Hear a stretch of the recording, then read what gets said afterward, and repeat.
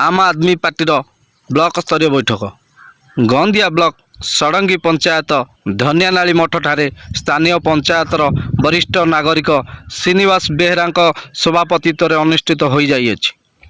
बैठक में जिलार आवाहक पंकज नायक जोगदे दलर नीति आदर्श एवं विचारधारा उपरे आलोकपात करते। ओडिशा रे आरंभ होबाकु थिबा 200 यूनिट बिजुली देय मुक्त करने आंदोलन को ब्लॉकर प्रत्येक गाँव में पहुँचाई दस्खत संग्रह करने प्राय 12टी पंचायतर कर्मी माने एकत्रित होते। दलर जातीय आवाहक तथा दिल्ली मुख्यमंत्री श्री अरविंद केजरीवाल नीति आदर्श रे अनुप्राणित होई षडंगी ग्राम पंचायतर वर्तमान नायब सरपंच श्रीधर बिहारी एवं ब्लॉकर अनेक युवक दलर प्राथमिक सदस्य ग्रहण करते। सांगठनिक दृष्टिकोण एक ब्लॉक कमिटी गठन करा जायतिला।